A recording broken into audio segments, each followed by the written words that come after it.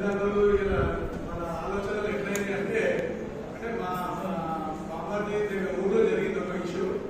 ఎట్లా అంటే ఒక సాఫ్ట్వేర్ కంపెనీ నడిపించడానికి 100 నుంచి 200 మంది వాళ్ళ దగ్గర వర్క్ చేస్తారు.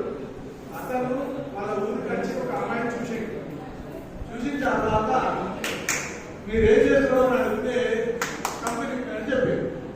కంపెనీ ఉంటే నేను చేసుకున్నాను. సరే అయినా ఆయన మంచి ట్రై చేసిండు. వేరే ఎవరితో చెప్పించిండు. అయినా కానీ ఆ అమ్మాయి పొందలేదు, చేసుకోలేదు. తర్వాత ఏమైందంటే ఆ కంపెనీలో పనిచేసేవాడు వచ్చి ఆ అమ్మాయి చూసి ఏం చేస్తున్నావు అంటే జాబ్ చేస్తున్నా. ఏడవునా అంటే పూనాలో ఉన్నా. పూనాలో ఉన్నా. సరే మరి వ్యాపారం అంటే ఈ ఊరు ఉంటాను. ఇంకా అన్ని చేసిన వాళ్ళు ఆఖరికి ఏం చేసిన అమ్మాయి ఆ అమ్మాయి చేస్తున్నారు. జాబ్ చేసుకుని చేసింది. కంపెనీ ఓనర్ చేసుకోలేదు, వాళ్ళ దగ్గర పని చేసుకుని చేసుకున్నారు. అయితే వాళ్ళ రిసెప్షన్ అయితే ఆ ఊర్లో అయితే కంపెనీ ఎన్ని నుంచి అక్కడ చూస్తే పాపం ఆయన ఓనర్ ఇదే పిచ్చి పిల్లల బాబు ఏం చేసుకుంటాడు అందరూ పని చేసుకుని చేసుకున్నారు.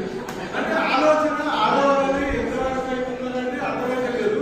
కానీ చాలా మంచిగా అనిపించదు కదా. అసలుకైతే జాబ్ చేసిన వాళ్ళకు ఎంటర్ప్రినర్ ఉంటారు, వాళ్ళు ఉంటేనే వీళ్ళకి జాబ్ ఇస్తారు. ఇప్పుడు మన దగ్గర కూడా అందరూ జాబ్ చేయాలి. అందరూ ఒక మీటింగ్ అన్నా ఒక కలెక్టర్ వచ్చి ఒకరు 1000 మంది మధ్యలో అడిగిండు పేరెంట్స్ ని అన్నారు. అంటే మీ పిల్లల్ని ఏం చేయాలనుకుంటున్నారు ఒకటి అడిగిండు, జాబ్ చేపిస్తారా అయితే చేతులు లేపుతున్నారు అన్నారు. 90% మంది చేతులు లేపినారా? 90% మంది చేతులు లేపితే మరి ఆయన అడిగిండు ఈ 90% మందికి జాబ్ ఇచ్చిన ఎవరు? ఎంటర్ప్రినర్ లేకుంటే, కంపెనీ లేకుంటే